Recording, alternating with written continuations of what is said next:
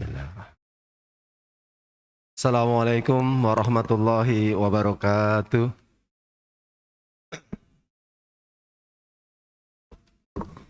Bismillahirrahmanirrahim.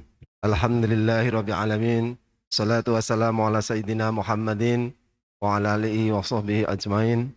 Asyhadu an la ilaha illallah wa asyhadu anna Muhammadan abduhu wa rasuluh. Jamaah taklim subuh pekan ketiga Masjid Quba yang insyaallah dirahmati oleh Allah Subhanahu wa taala. Alhamdulillahirabbil alamin.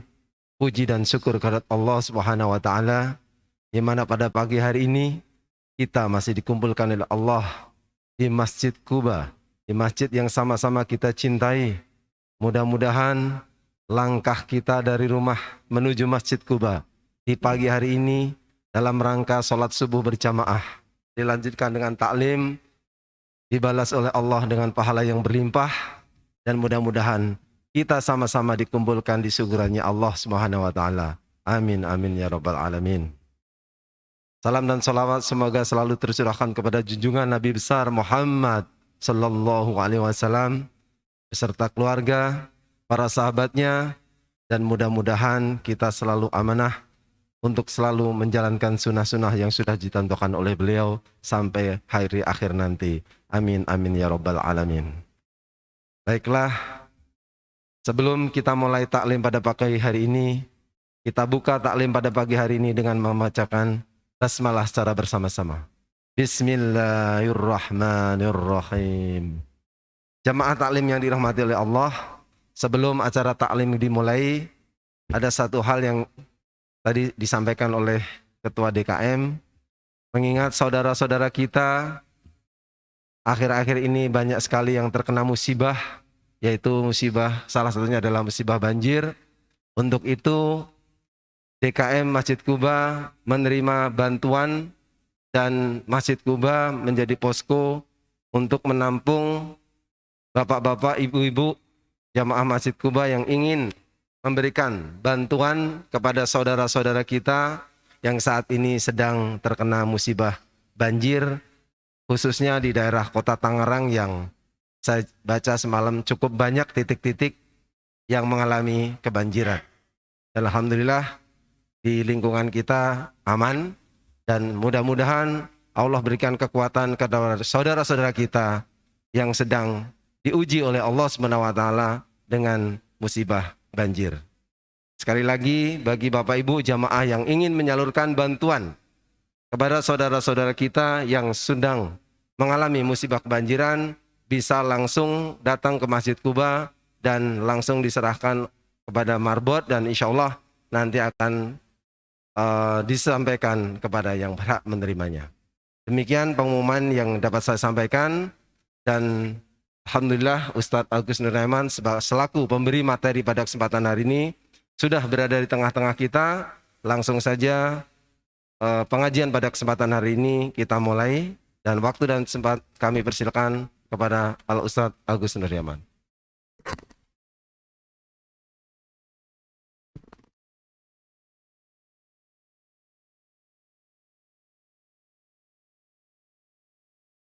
Assalamualaikum warahmatullahi wabarakatuh. Innal hamdalillah nahmaduhu wa nasta'inuhu wa nastaghfiruh wa na'udzu billahi min shururi anfusina wa min sayyiati a'malina. May yahdihillahu fala mudilla lahu wa man yudlil fala hadiya lahu. Wa ashhadu an la ilaha illallah wahdahu la syarika lahu wa ashhadu anna Muhammadan abduhu wa rasuluh sallallahu alaihi. Allahumma salli ala Muhammad wa ala ali Muhammad. Ya ayyuhalladzina amanu ittaqullaha haqqa tuqatih wa la tamutunna illa wa antum muslimun. Ya ayyuhalladzina amanu ittaqullaha wa qulu qawlan sadida yuslih lakum a'malakum wa yaghfir lakum dhunubakum. Wa man yuti'illaha wa rasulahu faqad faza fawzan 'azima. Amma ba'd. Ma'asyiral muslimin, hadirin jamaah salat subuh Masjid Quba yang semoga senantiasa dirahmati Allah Subhanahu wa taala. Alhamdulillah, senantiasa kita memuji syukur Allah Subhanahu wa taala atas maunah dan taufiknya kita masih bisa berusaha untuk istiqomah menjalankan ketaatan-ketaatan kepada Allah Subhanahu wa taala. Alhamdulillah, di pagi hari ini Allah taala memberikan kemudahan kepada kita semua untuk berkumpul di masjid yang mulia ini. Allah taala mudahkan kita semua untuk mempelajari atau menuntut ilmu agama. Semoga berkumpulnya kita di tempat yang mulia ini bisa menjadi suatu amalan yang bisa mengantarkan kita semua kepada husnul khotimah, menjadi sebab kita semua husnul khotimah. Amin ya rabbal alamin. Kemudian salawat dan salam semoga senantiasa tercurah limpahkan kepada panutan alam Rasulullah sallallahu alaihi wasallam, Nabi Muhammad yang kita cintai, pada keluarganya, para sahabatnya dan segenap umatnya, dan mudah-mudahan kita semua termasuk di dalamnya. Amin ya rabbal alamin. Ma'asyiral muslimin rahimakumullah.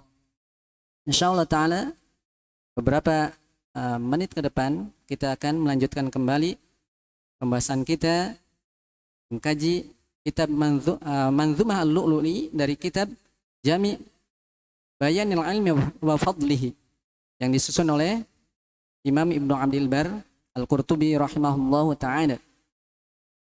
Mana di kitab Manzumah ini atau di Manzumah Al-Lu'lu'i ini berisi tentang nasihat-nasihat terkait adab ataupun etika di dalam menuntut ilmu. Adab dan etika di dalam menuntut ilmu. Dan berbicara tentang adab sejatinya berbicara tentang keimanan. Karena adab dan keimanan tidak bisa dipisahkan. Sebagaimana di awal pembahasan kita bacakan sebuah hadis, Nabi SAW pernah bersabda, akmalul mu'minina imanan ahsanuhum khuluqan. Orang mukmin yang paling sempurna keimanannya adalah yang paling baik akhlaknya. Jadi iman dan akhlak ini satu paket, tidak bisa dipisahkan. Orang yang baik akhlaknya, adabnya, itu menunjukkan baik pula keimanannya. Sebaliknya, buruknya akhlak seorang menunjukkan buruknya keimanannya atau kurangnya keimanannya. Tidak dipisahkan.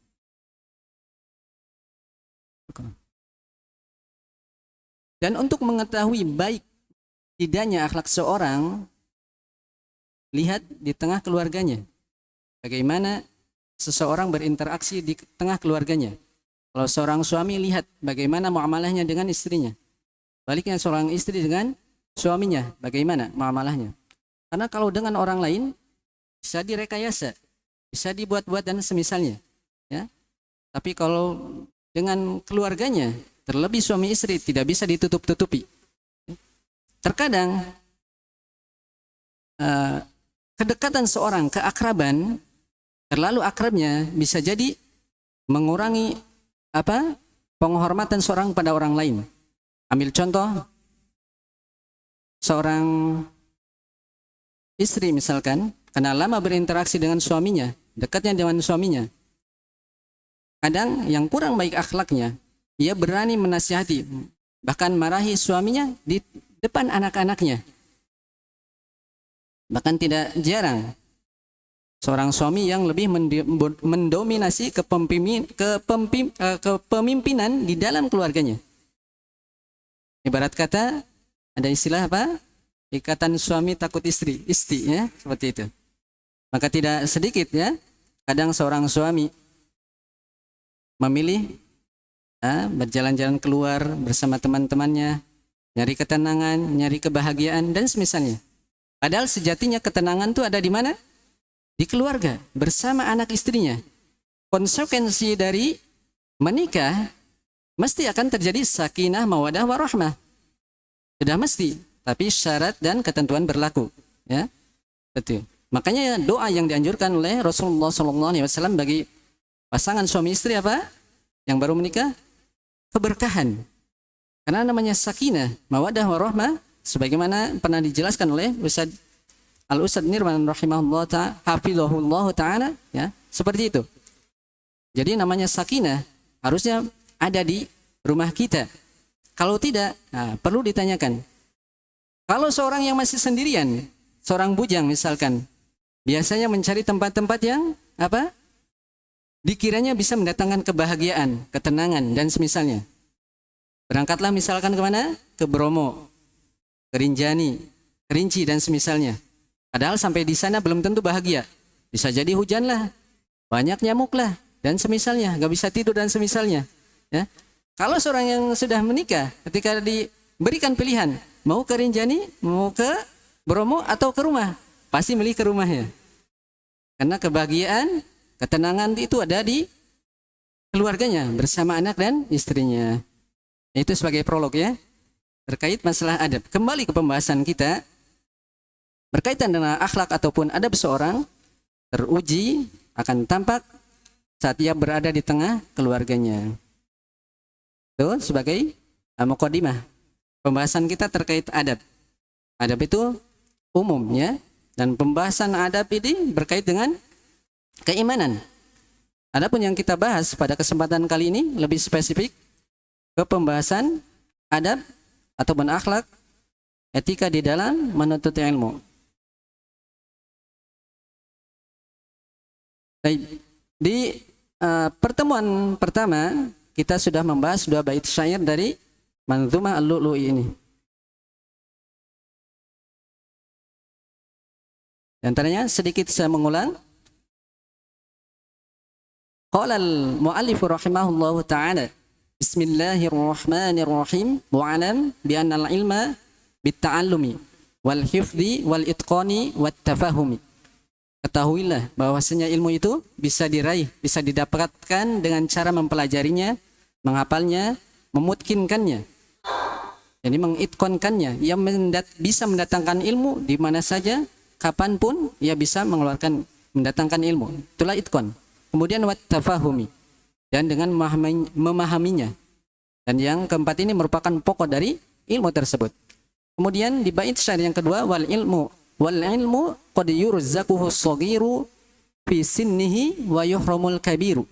Ilmu itu terkadang diberikan kepada yang masih muda dari sisi usianya, sedangkan yang tua terkadang terhalang baginya sebagian ilmu. Ini hukum asalnya. Secara usia memang yang masih muda lebih efektif, lebih bisa mendapatkan banyak faidah ketika ia menuntut ilmu. Namun bukan berarti yang sudah tua tidak memiliki peluang untuk mendapatkan ilmu. Karena ilmu itu hak Allah, dimanapun, kapanpun seorang bisa mendapatkannya. Tentunya dengan izin Allah Subhanahu Wa Taala, dan harus ada usaha di dalamnya. Lihatlah betapa banyak para ulama yang mulai belajar, mulai mendapatkan hidayah di usianya, yang sudah misalkan 40 tahun ke atas. Sebagaimana Imam Ibnu Hazm rahimahullah ta'ala, beliau memulai belajar di usia 40 tahun. Dan antara hal yang unik pada beliau, ketika mulai belajarnya, suatu ketika beliau masuk masjid, langsung duduk. Ada orang yang menegurnya, kamu kalau masuk masjid jangan duduk dulu, sholat dulu 2 rakaat. Berikutnya beliau datang lagi ke masjid, langsung sholat 2 rakaat. Selesai sholat ada yang negur lagi, kamu kalau di waktu-waktu seperti ini jangan sholat, ini waktu terlarang. Beliau bingung artinya, gimana nih, kemarin datang masuk masjid duduk ditegur, salah, sekarang masuk masjid sholat masih salah. Akhirnya beliau berkata, saya akan belajar sampai saya tidak akan salah lagi. Masya Allah. Dan beliau menjadi seorang ulama besar, di mana kitab-kitabnya menjadi rujukan para ulama, dan dari dulu sampai sekarang ya, termasuk kita juga perlu mengkaji karya-karya beliau. Hanya saja untuk pemula tidak cocok karena bahasa-bahasanya sangat tajam ya, kalau bahasa Ibnu Hazm. Tapi kedalamannya Masya Allah. Nanti akan ada di pembahasan ini tentang sedikit kisah Ibnu Hazm. Di antaranya juga kisah ulama yang mulai belajar di usia 40 tahun. Imam Al-Kisai rahimahullah ta'ala, salah satu imam di antara imam-imam qiraat. Antara imam yang 7 ada Imam Al-Kisai rahimahullah ta'ala. Beliau memulai belajarnya di usia 40 tahun. Sampai usia 40 tahun beliau aktivitasnya apa? Cuma menggembala kambing. Sampai suatu hari beliau mendapati seorang ibu sedang menyuruh anaknya untuk belajar ilmu agama. Anaknya tersebut tidak mau belajar. Disebutkan bahwasanya ibu tersebut menyuruh anaknya hadir di majelis Al-Quran. Anaknya tidak mau. Sampai ibu tersebut mengatakan, "Waina, belajarlah engkau supaya kelak engkau tidak bodoh seperti penggembala ini." Ya. Masya Allah ya. Imam Al-Kisai dijadikan contoh kebodohan, ya, simbol kebodohan. Sampai beliau mengatakan, aku dijadikan permisalan di dalam hal kebodohan. Akhirnya beliau menjual semua kambingnya dan pergi menuntut ilmu, bermajelis ilmu. Maka Masya Allah, Subhanallah, beliau menjadi ulama besar. Beliau ahli dalam ilmu bahasa, beliau juga ahli dalam ilmu qiraat. Dan qiraahnya termasuk qiraah yang mutawatir. Sampai sekarang kaum muslimin ya, mempelajarinya. Ya, kita pun alhamdulillah ada dua ustaz yang saya talaki terkait bacaan beliau ya, qiraah sab'ah seperti itu. Masya Allah. Pelajaran bahwasanya secara umum bahwasanya ilmu itu tidak memandang usia. Kemudian di bait syair yang berikutnya, dan insya Allah ya di sini alhamdulillah jamaah kita masih banyak para ulama ya, usia lanjut masih aktif. Masya Allah. Semangat menuntut ilmunya luar biasa. Semoga Allah Ta'ala memberkahi umurnya, waktu dan semua sisi kehidupannya. Amin ya rabbal alamin. Kemudian di bait syair berikutnya, wa innamal mar'u bi asgharihi laisa birijlaihi wala yadaihi. Kata mu'alif di sini berikutnya, sesungguhnya seseorang itu dilihat dengan dua yang kecil yang ada pada dirinya. Walaisa birijlaihi wala yadaihi. Bukan dipandang dengan kedua kakinya, bukan pula dengan kedua tangannya. Lantas apa kedua yang kecil tersebut? Lisanuhu wa qalbuhul murakkabu. Kan tapi seorang itu dipandang dengan lisannya dan hatinya. Al-murakkabu yang tersusun, yang terhubung fi sadrihi di dalam dadanya. Wa dzaka khalqun ajabu. Dan hati itu adalah ciptaan Allah yang sangat menakjubkan.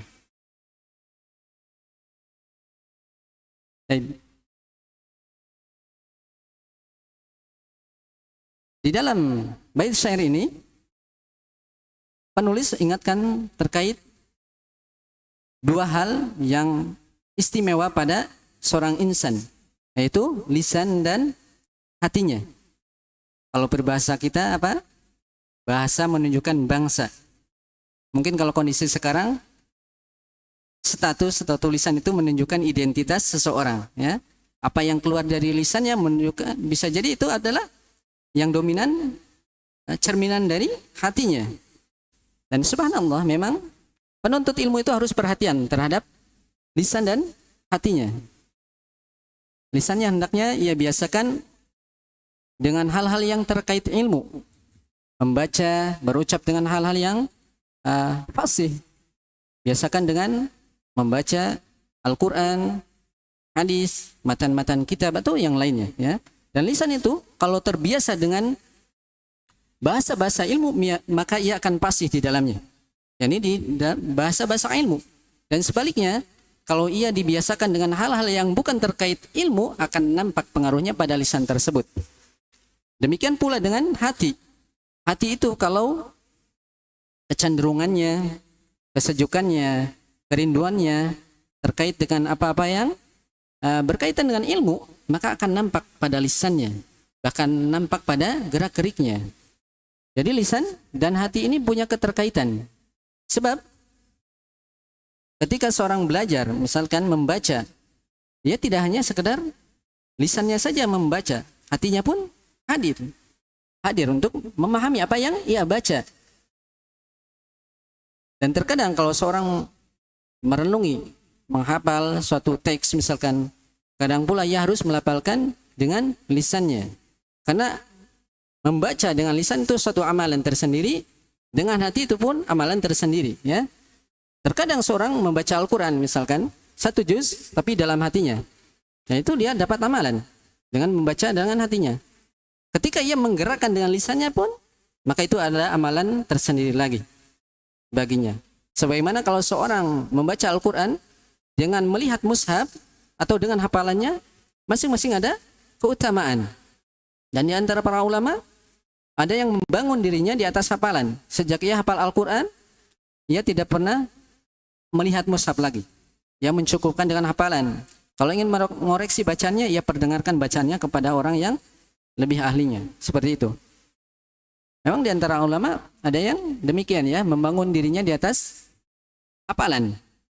Ia selalu berusaha menghafal ilmu yang ia dengar tanpa mencatat di dalam tulisannya. Sebagaimana Asy-Sya'bi rahimahullah taala, beliau mengatakan, selama belajarnya, ma katabtu 'alal bayda. Saya tidak pernah menulis hitam di atas putih. Artinya semua yang disampaikan oleh gurunya dihafal. Seperti itu. Hanya saja mayoritas para ulama mengkompromikan ya, menggabungkan dua hal di dalam belajar. Ia menghafal, ia pun punya kitab yang ia baca, punya tulisan yang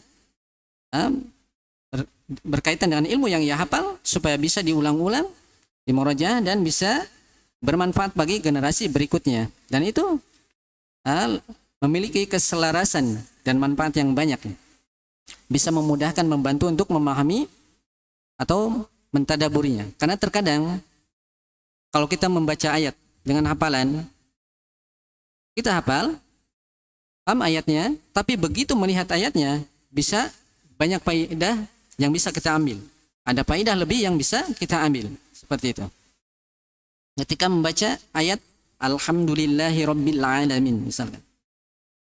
Kita kalau baca dengan hafalan, mungkin saja kita cuma memahami segala puji hanya milik Allah, Rabb semesta alam. Ketika kita mentadaburinya, di Alhamdulillah misalkan segala puji, ya, dibahas masalah segala puji itu hanya milik Allah. Dari mulai alnya, misalkan al-istighraqiyah, semuanya, ya, itu mencakup seluruhnya, itu hanya milik Allah. Kemudian pembahasan lapan Allah, misalnya dari sisi bahasanya, linya itu harful jar, lapan Allah sendiri, nama yang paling agung di antara nama-nama Allah yang paling baik, Asmaul Husna. Seperti itu. Kemudian Rabbil Alamin, pembahasan masalah akidah juga, Rabb semesta alam. Ini masalah rububiyah Allah Subhanahu wa taala, di mana Allah taala adalah zat yang menciptakan, yang menghidupkan, mematikan, termasuk yang menurunkan rizki, menurunkan wabah, penyakit dan mengangkatnya, ya, yang menghidupkan dan mematikan. Luas pembahasannya. Satu ayat saya bisa jadi satu jilid penuh dibahas oleh para ulama. Tapi kalau kita membaca dengan hafalan saja bisa jadi sedikit faidah yang bisa kita ambil. Baik. Oleh karenanya, ya, kadang seorang ya, hafal satu ayat, tapi kalau kita ia melihatnya bisa lebih banyak lagi faidah yang bisa ia ambil. Jadi lisan dan hati itu punya fungsi sendiri-sendiri ya. Hati ada fungsinya sendiri, lisan ada fungsinya sendiri. Dan keduanya ini saling berhubungan. Kalau berhubungan ketika ia membaca sambil hatinya hadir, ia memahami dengan jiwanya, maka itu akan menjadi suatu perkara yang sangat agung. Sebagaimana disebutkan di dalam ayat, Inna fi dzalika la dzikra liman kana lahu qalbun aw alqas sam'a wa huwa syahid. Kata Allah Subhanahu wa taala di dalam surat Qaf ayat 37, sesungguhnya pada hal tersebut terdapat pelajaran bagi orang yang memiliki hati atau ia pasang pendengarannya dalam keadaan menyaksikan. Jadi seorang itu dilihat dengan dua yang kecil yang ada pada dirinya, yakni pada lisan dan hatinya. Ini harusnya diperhatikan oleh para penuntut ilmu. Karena hati itu kekuatan di dalam memahami, di dalam semangat. Sedangkan lisan kekuatan di dalam melafalkan, mengulang-ulang ilmu. Dan semisalnya, ya, membacanya dan semisalnya. Wadaka khalqun ajabu. Dan hati itu, kata mu'alif, adalah khalqun ajabu. Ciptaan Allah yang sangat menakjubkan. Karena hati itu, subhanallah ya, bisa berbolak-balik. Seorang kalau sedang semangat, Masya Allah, sehari misalkan bisa baca Al-Quran 5 juz, 10 juz dan semisalnya. Jika semangatnya lagi luar biasa. Tapi ketika ia ditimpa suatu masalah, misalkan bisa jadi 1 bulan berlalu tanpa 1 ayat pun yang ia baca. Allah subhanahu seperti itu. Makanya hati ini luar biasa ya, sangat menakjubkan. Sebagaimana hati juga bisa mengangkat derajat seseorang, ya. Karena di dalam hati itu terdapat berbagai amalan dan ketaatan. Dan itulah ilmu, ya. Butuh ilmu untuk hal tersebut. Kalau ilmu menggembleng hati dengan baik, maka akan terlihat banyak sekali keajaiban-keajaiban di dalamnya. Karena pada hati itu terdapat sumber ketenangan, kebahagiaan, ya, kebahagiaan hidup. Dan disitulah diantara letak hal-hal yang menunjukkan dari hati tersebut. Kemudian mu'alif di sini berpindah, wal ilmu bil fahmi wal mudzakarah wad darsi wal fikrati wal munazarah. Ilmu itu dengan cara memahami, yani bisa didapatkan dengan cara memahami dan mudzakarah, senantiasa mengulang-ulang ilmu. Wad darsi dengan mempelajarinya, wal fikrati kemudian dengan memikirkannya, mentadaburinya, wal munazarah dan dengan munazarah, diskusi, bahsul masail dan semisalnya. Di bait syair yang keempat ini penulis menyebutkan ada 5 poin pembahasan, ya. Yang pertama al-ilmu bil fahmi. Ilmu itu adalah dengan cara memahaminya. Maka seorang penuntut ilmu harus melatih dirinya bagaimana ia bisa memahami ilmu dengan baik. Terkadang ada satu permasalahan semua orang mengetahuinya, tapi yang betul-betul memahami hakikat permasalahan tersebut hanya orang-orang tertentu saja. Dan ini dicontohkan di dalam Al-Quran. Sebagaimana kisah Nabi Daud alaihissalam dengan putranya Nabi Sulaiman alaihissalam. Disebutkan di dalam ayat di surat Al-Anbiya ayat 78. Wa Dawud wa Sulaimana idh yahkumani fil harthi. Dan ingatlah akan kisah Nabi Daud dan Sulaiman alaihissalam ketika keduanya memberi hukum tentang sebuah kebun. Disebutkan di kelanjutan ayat fafahamnaha Sulaimana, dan kami jadikan Nabi Sulaiman alaihissalam lebih memahaminya, ya, lebih memahaminya hal tersebut. Padahal Nabi Sulaiman itu putranya Nabi Daud alaihissalam, ya. Tapi Allah Ta'ala jadikan beliau lebih memahami daripada Nabi Daud alaihissalam. Akan tapi bukan berarti bahwasanya kedudukan Nabi Daud itu di bawah Nabi Sulaiman, tidak. Karena di kelanjutan ayat wa kullan ataina hukman wa ilma, dan masing-masing kami berikan hikmah dan ilmu. Jadi ilmu itu bil fahmi, dengan cara memahaminya, bukan sekedar hafal saja. Hafalan itu merupakan bagian di dalam mendapatkan ilmu. Tapi kalau sekedar hafal saja tanpa memahami, kadang kurang bisa memberikan manfaat bagi pemiliknya. Lihatlah sejarah mengukir bagaimana orang-orang Khawarij. Kebanyakan mereka punya hafalan. Bahkan kebanyakan mereka hafal Al-Quran. Mukanya pucat karena seringnya puasa di siang hari dan qiyam atau sholat di malam hari. Akan tetapi pemahaman mereka keliru. Mereka berani mengkafirkan para sahabat, ya. Mereka mengkafirkan Sayyidina Ali, Utsman bin Affan. Bahkan yang berusaha, yang menjadi dalang pembunuhan Sayyidina Utsman bin Affan dan Sayyidina Ali bin Abi Thalib. Karena pemahaman yang keliru. Seperti itu. Maka sejatinya ilmu itu pada dasarnya memang mudah kalau dihafal. Hukum asalnya ilmu itu mudah dihafal. Sebagaimana di dalam surat Al-Qamar ayat disebutkan 4 ayat di surat tersebut, diulang-ulang 4 kali. Walaqad yassarnal Qur'ana lidzikri fahal mim muddakir. Sungguh kami telah jadikan Al-Qur'an itu mudah untuk dihafal, ya, bagi orang yang mau mempelajarinya. Jadi hukum asal ilmu itu mudah untuk dihafal. Allah Ta'ala sebutkan mudah 4 kali, ya. Seperti itu. Tapi bagi siapa? Bagi orang yang mau menghafalnya, mempelajarinya. Seperti itu. Namun inti dari ilmu itu adalah apa yang terkait dengan ketakwaan. Rasa takut kepada Allah Subhanahu wa taala. Dan yang terkait dengan pemahaman. Penampilan boleh sama tapi pemahaman bisa jadi berbeda. Seperti itu. Makanya ini hal yang diingatkan oleh penulis. Sebutkan pula dalam hadis, rubba muballagin aw amin sami. Terkadang orang yang disampaikan kepadanya ilmu lebih bisa memahami daripada orang yang mendengarnya secara langsung. Datang seorang alim, kisahkan ya, ada seorang alim datang menyampaikan riwayat, menyebutkan hadis dan semisalnya. Didengar oleh Imam Asy-Syafi'i rahimahullah taala.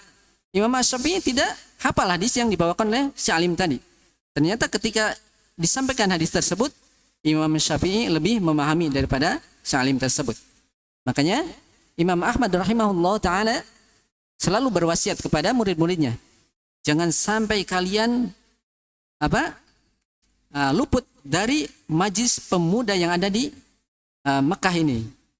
Pemuda Quraisy yang ada di Mekah ini. Maksudnya siapa? Imam Asy-Syafi'i rahimahullah ta'ala.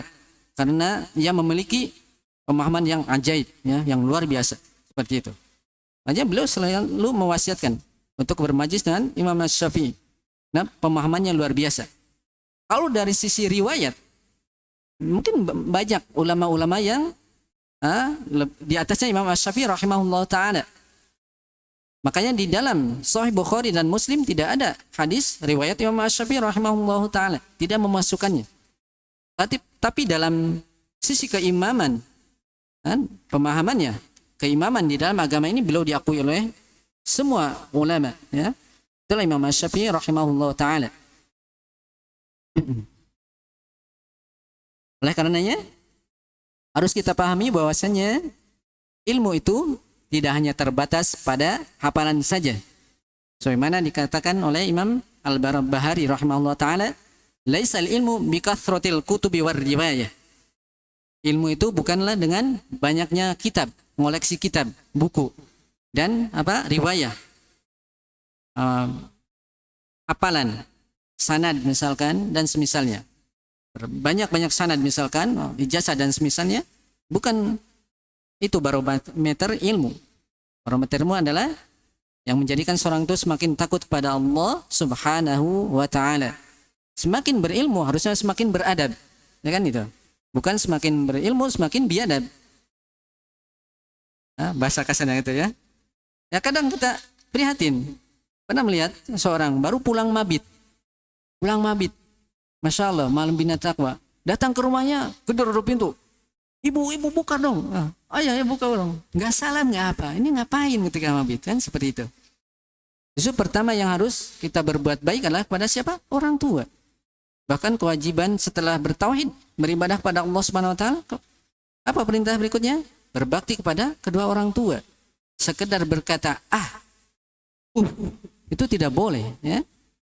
Apalagi sampai membentaknya, memakinya, bahkan naudzubillah, ya.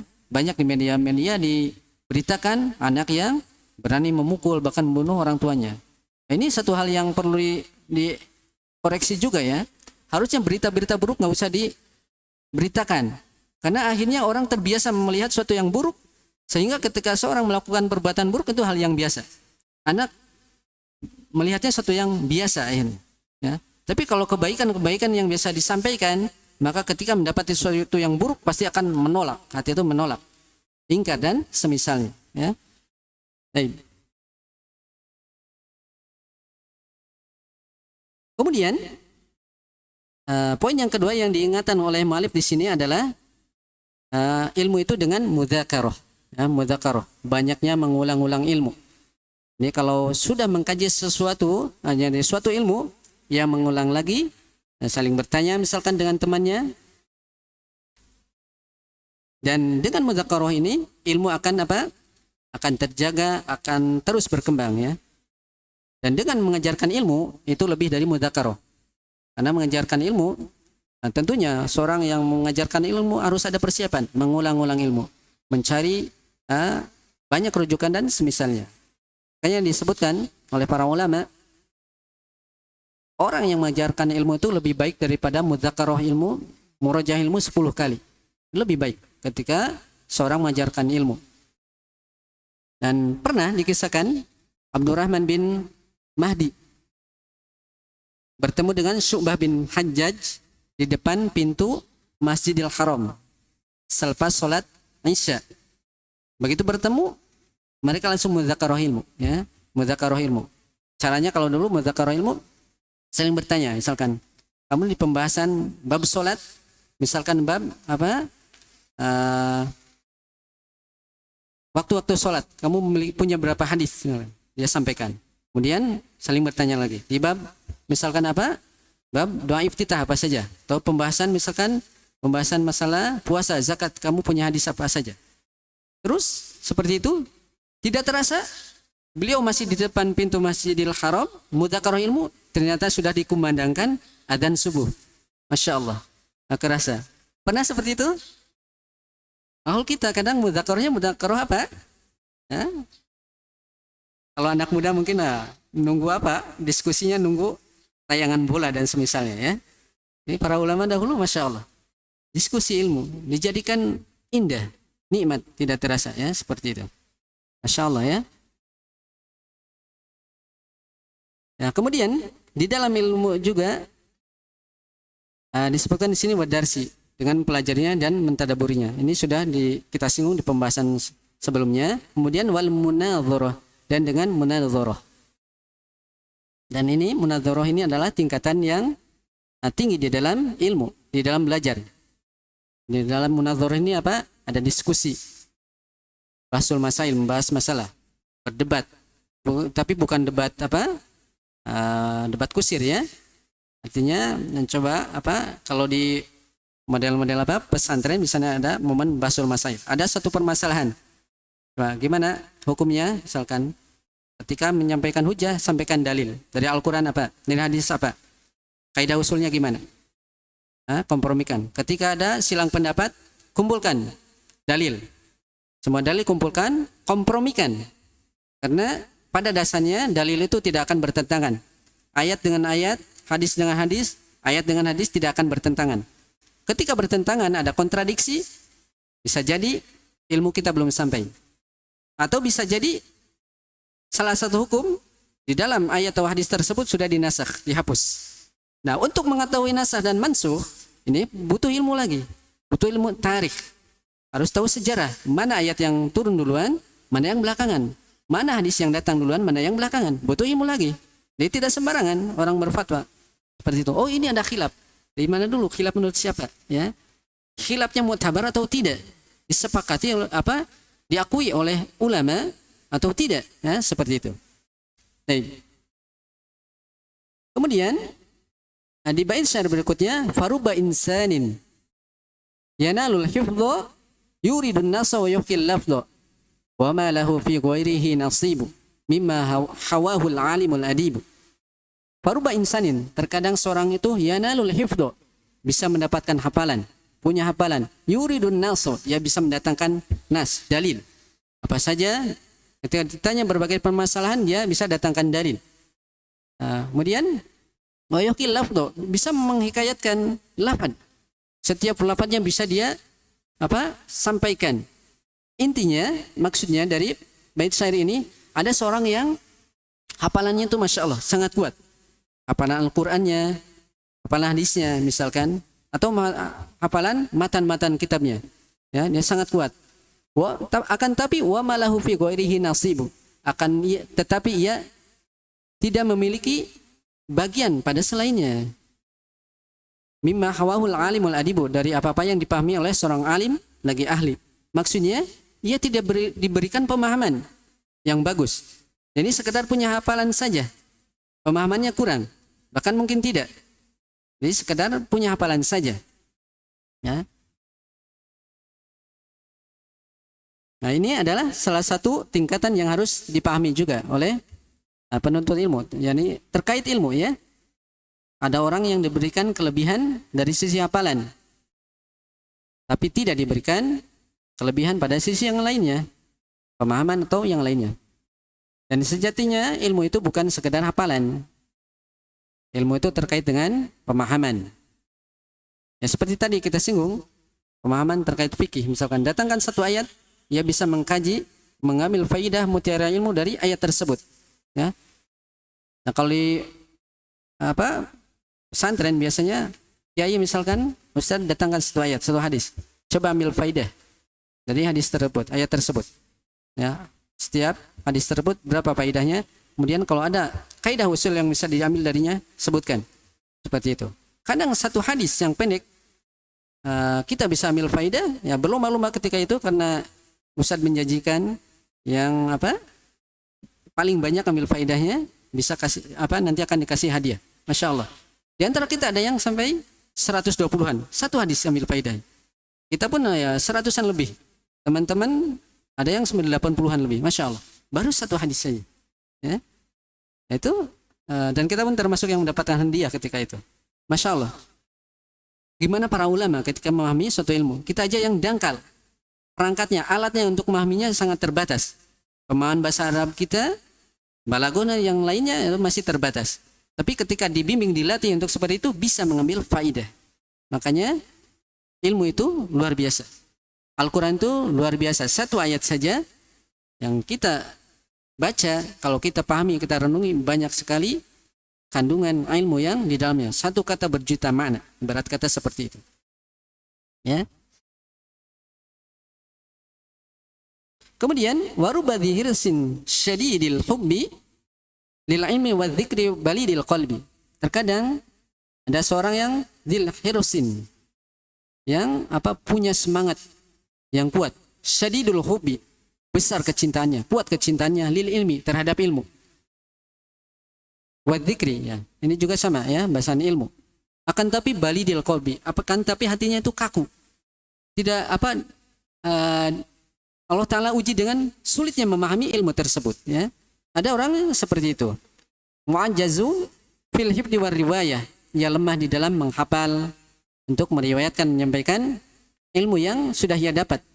Laisat lahu aman rawahikayah. Ia tidak memiliki hikayat. Tidak memiliki, ya intinya tidak memiliki hafalan yang bisa ia sampaikan kepada orang lain setelah ia belajar.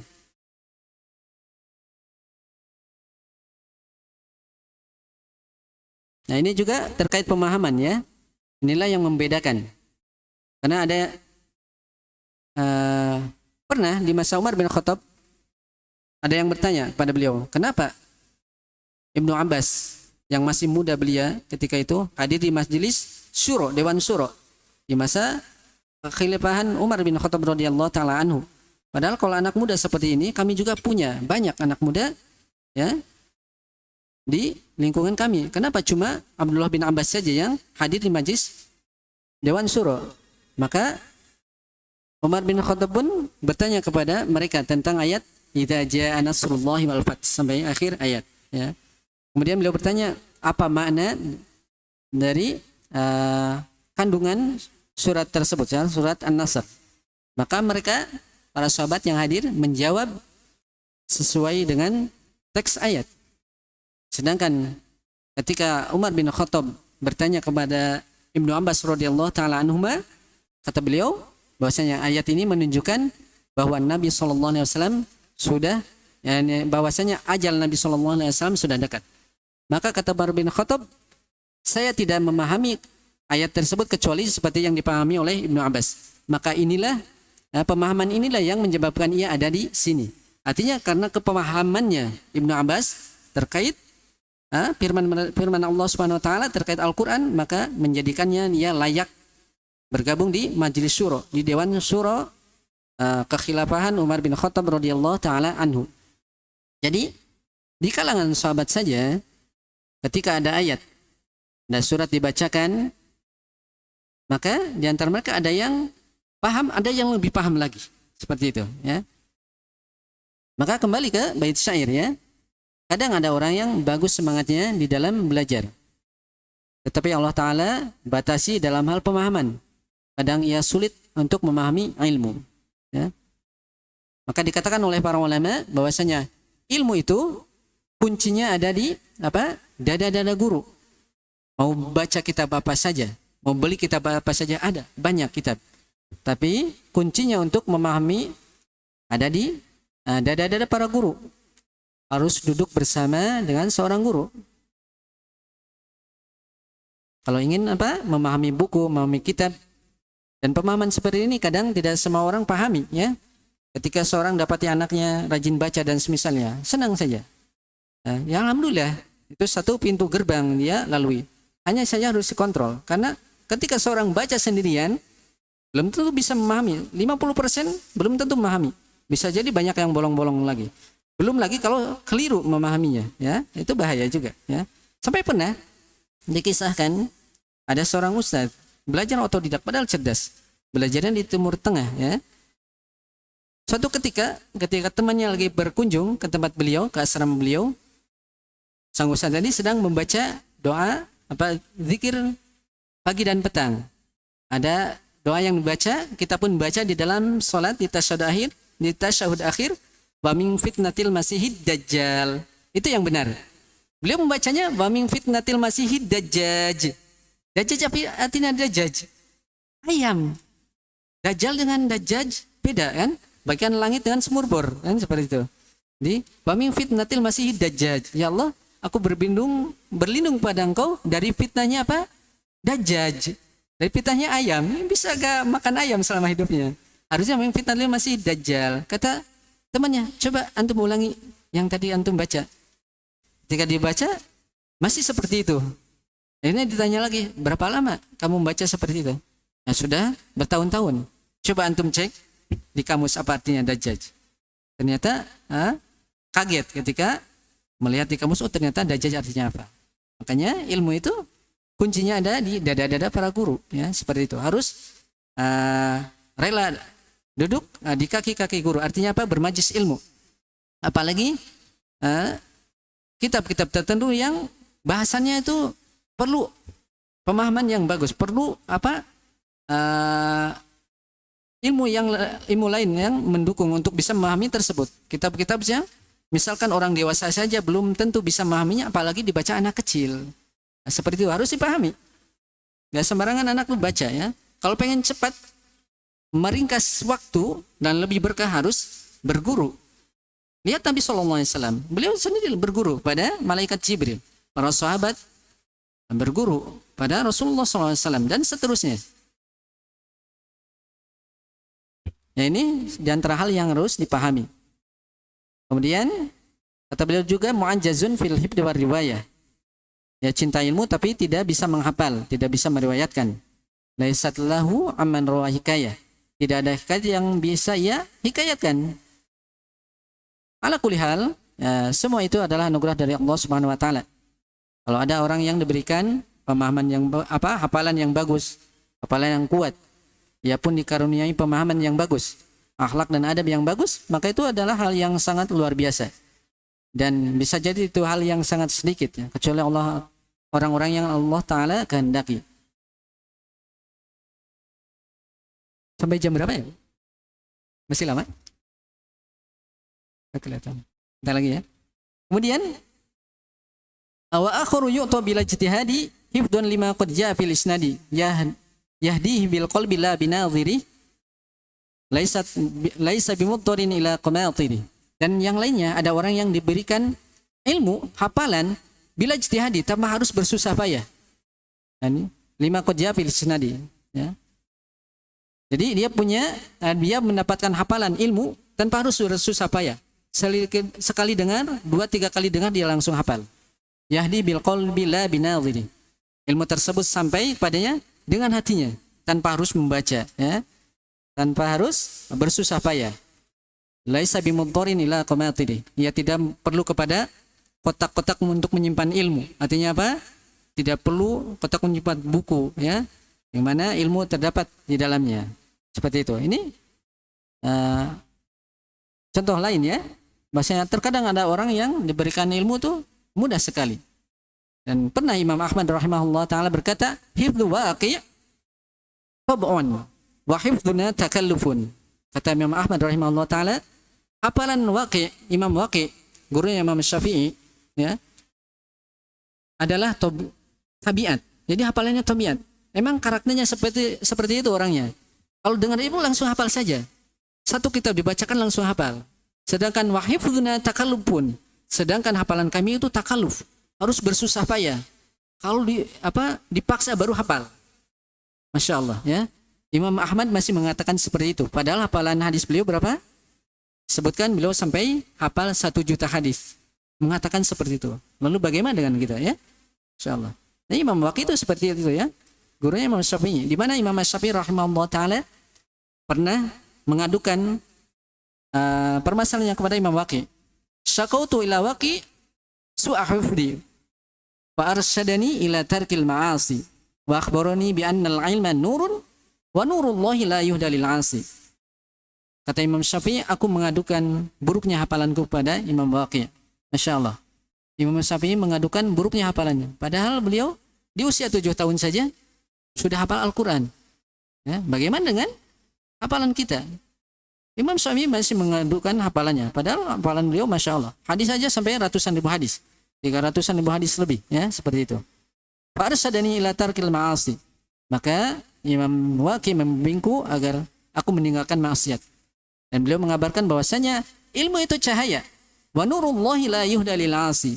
Dan cahaya Allah, cahaya Allah itu tidak akan diberikan kepada pelaku maksiat. Jadi di antara manusia ada yang diberikan hafalan tanpa harus bersusah payah. Dia bisa langsung hafal. Dan hal yang seperti itu perlu latihan ya, perlu latihan. Sesulit apapun ya. Jadi sesuatu itu kalau menjadikan sudah jadi kebiasaan, insya Allah akan mudah ya. Sambil tentunya banyak memohon kepada Allah Subhanahu Wa Taala, Zat pemilik dan yang menganugerahkan ilmu. Kalau berbahasa belakang parang pun kalau diasah terus akan tajam juga kan, seperti itu. Demikian ilmu. Kalau kita makan satu suap insya Allah kenyang. Seperti itu. Tidak harus bertanya kenyang nggak ya? Kalau makan saja insya Allah kenyang. Dan ia yahdi bil qalbi la binadhiri. Ia bisa sampai pada ilmu tersebut dengan hatinya. Tidak perlu pada kotak-kotak untuk menyimpan ilmu. Nah ini disebutkan di biografi Imam Ibnu Hazm ya. Bahwasanya beliau memang bahasanya sangat tajamnya. Seorang ulama yang di masanya banyak orang yang tumbang ketika diskusi dengan beliau. Dari kalangan madhab misalkan Abu Hanifah, Imam Ahmad, atau Imam Syafi'i dan Imam Malik dan misalnya banyak yang tumbang oleh beliau ketika diskusi. Sampai ada yang karena saking bencinya beliau mengadukan ke pemimpin waktu itu, khalifah. Akhirnya beliau ditahan, kemudian kitab-kitabnya dibakar semua. Kitab-kitab Ibnu Hazm dibakar semua. Padahal Masya Allah kitab beliau tuh ribuan ya, banyak sekali. Maka beliau bersyair dengan syair yang sangat indah ya. Fa in tuhrikul qirtasa la tuhrikul ladzi tadammanahul qirtasu bal huwa fi sadri. Kalau kalian membakar kertas ya, kitab-kitabku itu maksudnya ketahuilah kalian tidak akan mampu membakar apa yang terkandung di dalam kertas tersebut. Yani ilmu yang tertulis dalam kitab tersebut bal huwa fi sadri. Bahkan yaitu ada di dalam dadaku. Artinya apa? Semua yang ada di dalam kitab yang dibakar oleh mereka sudah dihafal oleh Ibnu Hazm seperti itu. Yasiru ma'i yasiru haitsu istaqallat rukaibi. Ya berjalan bersamaku kemanapun kendaraanku membawaku. Artinya kemanapun beliau pergi, ya ilmunya bersamanya karena sudah hafal. Wa yanzilu in unzil wa yudfanu fi qabri. Ya akan singgah dimanapun aku singgah dan akan terkubur bersamaku. Masya Allah. Da'uni min ihraqi rokin kagidin wa kagidin. Maka tinggalkanlah aku dari membakar-bakar kertas dan kitab tersebut. Wa qulu bi ilmin kayyaron nasu man yadri. Dan berucaplah kalian, bicara dengan ilmu supaya orang bisa mengetahui siapa orang yang lebih berilmu. Artinya, kalau kalian mau menghadapi saya, maka bantahlah saya dengan ilmu. Jangan karena bakar-bakar kitab seperti itu, ya. Bantah saya dengan caranya hadapi saya dengan ilmu, bukan dengan cara bakar-bakar. Supaya orang tahu siapa sebenarnya orang yang berilmu, ya. Supaya masyarakat manusia bisa membedakan mana yang berilmu dengan yang tidak berilmu. Wa illa ta'udu fil makatibi bada'atan. Kalau kalian tidak bisa melakukan seperti itu, maka kembalilah kalian ke perpustakaan-perpustakaan. Ya. Fakam duna ma tabghuna lillahi min sitrin. Kalian akan temukan betapa banyak Allah menghalangi orang-orang yang ingin mencari seperti yang kalian cari. Hadakan nasara yuhriku idza alat aqufuhumul qur'ana fi muduni thagri. Ya. Dan perbuatan kalian itu, yakni bakar-bakar kitab itu seperti perbuatannya orang-orang Nasoro. Ya. Mereka membakar Al-Quran kalau mereka menguasai wilayah-wilayah kaum muslimin.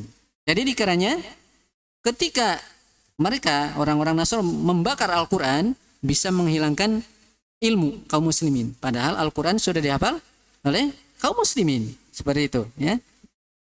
Ini diantara kalimat-kalimat yang sangat indah ya dari syair Imam Ibnu Hazm rahimahullah ta'ala. Masih ada waktu, Pak? Ya? Sampai jam berapa? Ya, berikutnya. Sedikit lagi ya. Waltamisil ilma wajmil fit talab wal ilmu la yasunu illa bil adab. Ini di antara kalimat yang sangat indah di bait syair ini. Faltamisil ilma wajmil fit talab wal ilmu la yasunu illa bil adab. Tuntutlah ilmu dan perindahlah di dalam mencarinya. Cara mencarinya. Wal ilmu la yasunu illa bil adab. Dan ilmu itu tidak akan menjadi indah kecuali dengan adab. Ya. Pada ini yang sangat indah ya di debat syair ini. Jadi pertama, faltamisil ilma. Tuntutlah ilmu. Ini di sini kata-kata suluk. Ya. Para ulama membaginya menjadi dua. Ada suluk hissi, ada suluk ma'nawi. Suluk hissi. Suluk hissi yaitu seorang berjalan beneran. Datang dari rumah ke masjid. Dari satu majelis talim ke majelis talim yang lainnya. Dari satu negeri ke negeri yang lain. Jadi dia berjalan beneran. Itu namanya suluk. Suluknya hissi. Ada suluk ma'nawi. Berjalan dalam bentuk ma'nawi. Ia menghafal ilmu. Mengulang-ulang murojaah. Bergadang di malam hari. Duduk mengulang-ulang ilmu. Maka itu pun dinamakan suluk. Tapi suluk ma'nawi. Maka di dalam hadis sebutkan man salaka tariqan yaltamisu fihi ilman sahalallahu lahu bihi tariqan ilal jannah. Barang siapa yang menempuh suatu jalan untuk menuntut ilmu, niscaya Allah Ta'ala akan mudahkan baginya jalan menuju surga. Jadi menuntut ilmu merupakan jalan pintas meraih surganya Allah Subhanahu wa taala. Kemudian wajmil fit talab, dan perindahlah di dalam mencarinya. Ini perindah di dalam mencari ilmu. Dan di antara bentuk memperindah ilmu di dalam mencarinya adalah seorang itu belajar dari hal-hal yang kecil dulu sebelum hal yang besar. Nah, itulah disebutkan sebagai rabbani. Sebagaimana di dalam Al-Quran Allah Ta'ala berfirman, walakin kunu rabbaniyina, akan tapi hendaknya jadilah kalian orang-orang yang rabbani. Apa itu makna rabbani? Imam Al-Bukhari menyebutkan di dalam sahihnya yang dimaksud rabbani adalah alladzi yurabbin nasa ala sigharil ilmi qabla kibarihi. Yaitu orang yang mentarbiyah, mengajari manusia dari ilmu yang kecil sebelum ilmu yang besar. Itulah rabbani. Ya. Dan di antara bentuk wajmil fit talab, memperindah ilmu di dalam mempelajarinya, hendaknya seorang itu bertahap, ya, bertahap, tadarruj di dalam mempelajari ilmu. Kemudian ia pun harus mempelajari menekuni apa yang sedang ia pelajari. Ibaratnya sampai kokoh. Ibarat kata kalau bola itu sampai kelihatan bulatnya. Demikian di dalam di antara bentuk memperindah ilmu di dalam mencarinya. Wal ilmu la yasunu illa bil adab. Dan ilmu itu tidak akan menjadi indah kecuali dengan adab. Nah, jadi di antara bentuk seorang memperindah ilmu itu adalah yang memiliki adab di dalam belajar. Adab kepada Allah tentunya sebagai zat pemilik dan yang menganugerahkan ilmu. Adab kepada guru sebagai orang yang menjadi wasilah sampainya ilmu. Pada orang tua, ya, pada yang lebih tua, kepada sesamanya. Kemudian kepada diri sendiri sebagai penuntut ilmu. Terhadap waktu, terhadap Al-Quran dan yang lainnya, ya. Seperti itu.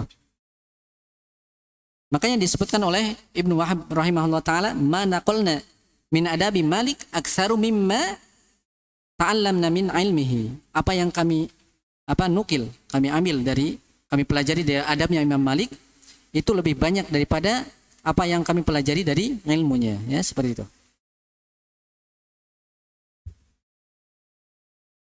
Mungkin sampai sini dulu. Nah, pembahasan berikutnya agak panjang, waktu tidak cukup. Masih terkait ini ya, masih poin dari di antara poin inti dari manzumah ini, faltamisil ijma wal wajmil fi talab wal ilmu la yasunu illa bil adab. Tuntutlah ilmu dan perindahlah cara mencarinya. Wal ilmu la yasunu illa bil adab, dan ilmu itu tidak akan menjadi indah kecuali dengan adab. Makanya hendaknya seorang yang semakin banyak belajar, harusnya semakin baik adabnya.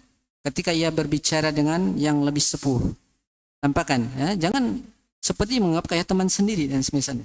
Itu kurang baik. Bagaimanapun statusnya, bagaimanapun seorang misalkan banyak gelar yang ia sandang, ketika berbicara dengan orang tua yang lebih tua, terlebih dengan orang tua sendiri, tetap ia sebagai anak kecil, ya, di hadapan orang tuanya. Bicara dengan adab. Meskipun ada hal-hal yang bertentangan misalkan dengan syariat, nasihatilah atau ingatkanlah dengan cara-cara yang baik, yang beradab, ya. Banyak ayat yang membahas tentang hal ini. Wallahu a'lam bishawab. Demikian yang bisa kita sampaikan. Mudah-mudahan Allah Ta'ala berikan kepahaman yang baik pada kita semua terkait agama ini, dan mudah-mudahan kita bisa mengamalkannya. Wallahu a'lam bishawab. Demikian kita sampaikan. Barangkali ada pertanyaan? Baik, jamaah taklim, demikian tadi kajian taklim subuh pada pagi hari ini. Barangkali ada jamaah yang ingin menyampaikan pertanyaan, kami persilakan, kami buka 1 atau 2 pertanyaan. Cukup? Alhamdulillah, tidak ada pertanyaan. Oh, ada 1, silakan Bapak. Silakan. Sebentar.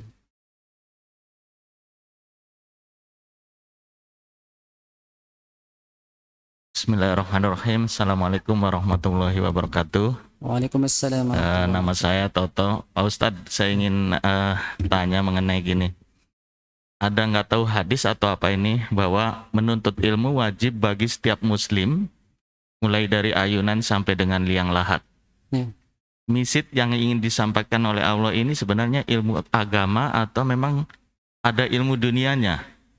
Karena kalau lihat sejarah, ilmu kedokteran dulu yang menemukan adalah orang Islam. Sementara lihat kenyataannya sekarang adalah kemunduran dari umat Islam terhadap ilmu teknologi dan sebagainya. Apakah karena memang umat Islam meninggalkan ilmu dunianya? Mohon pencerahannya Pak Ustadz. Terima kasih.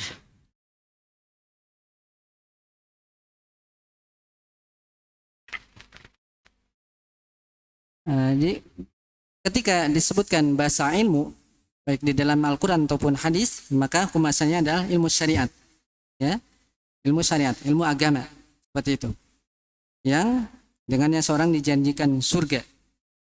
Adapun ilmu dunia itu seorang ketika ahli di dalamnya, terkadang manfaatnya cuma di dunia saja, ya kan, tidak ke bawah sampai akhirat. Jadi terkait masalah ilmu itu yang harus dipelajari, wajib pelajari adalah hukumnya, hukum asalnya adalah ilmu agama. Adapun ilmu dunia tergantung kita tujuannya, ya. Untuk perkara yang misalkan kemaslahatan orang banyak bisa jadi berpahala di dalamnya. Misalkan kita pelajari ilmu dokteran dan semisalnya, ya, bisa bermanfaat. Jangankan masalah ilmu itu, ketika kita bekerja pun aktivitasnya bekerja, zahirnya bekerja dari pagi sampai malam misalkan. Kalau ia niatkan pada dasarnya dengan baik, niat misalkan nafkah keluarga, jelas wajib. Bekal ibadah, bekal bisa nuntut ilmu, supaya bisa berhaji, berumroh dan semisalnya. Untuk bantu fakir miskin, bantu anak yatim, membantu para penuntut ilmu dan semisalnya. Zahirnya amal duniawi dengan niatnya yang baik, dia bisa memborong banyak pahala. Sebaliknya, orang yang aktivitasnya mengajar di pesantren, sekolah atau semisalnya, zahirnya amalan akhirat. Tapi kalau niatnya untuk mencari tujuan duniawi, dapat gaji yang besar, dapat keuntungan atau kenikmatan-kenikmatan yang lainnya, maka dengan niatnya itu ya dia tidak dapat pahala. Dunia yang bisa jadi tidak dapat, akhirat sudah jelas hangus. Ya, jadi hukum asalnya ilmu itu adalah ilmu agama. Wallahu a'lam bishawab. Seperti itu.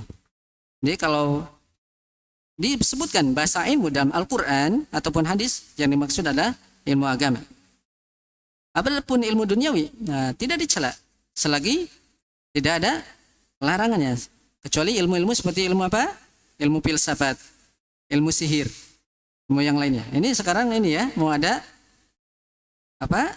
Acara perdukunan internasional. Insyaallah, naudzubillah. Seperti itu. Bahkan punya payung hukum. Bagaimana? Belum diadakan aja acara seminar perdukunan, musibah, banjir di mana-mana. Bagaimana kalau acara kesyirikan diadakan? Dan namanya keamanan itu, keamanan suatu negeri diikat dengan tauhid. Lihat doa Nabi Ibrahim alaihissalam di dalam surat Ibrahim.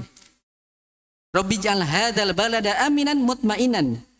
Rabbi ja'al hadzal balada aminan wajnubni wa baniya an na'budal asnam. Wahai Rabbku, jadikanlah negeri ini negeri yang aman dan jauhkanlah aku dan keturunanku dari menyembah berhala. Jauhi kesyirikan. Seperti itu. Nah, ini malah negeri kita ada acara seperti itu. Mudah-mudahan tidak terjadi. Wallahu a'lam bishawab. Itu ya Pak Ji. Ada yang lain? Baik, demikian. Masih ada pertanyaan? Cukup? Baik, jamaah taklim yang dirahmati Allah, saya kira cukup untuk kajian pagi hari ini. Mudah-mudahan kita dapat memahami dan juga melaksanakan apa-apa yang dapat ilmu yang kita dapat pada pagi hari ini, dan insya Allah meningkatkan iman dan takwa kita kepada Allah Subhanahu wa taala. Baik, terima kasih dan saya tutup kajian pada pagi hari ini. Marilah kita baca hamdalah bersama-sama. Alhamdulillahirabbil alamin. Assalamualaikum warahmatullahi wabarakatuh.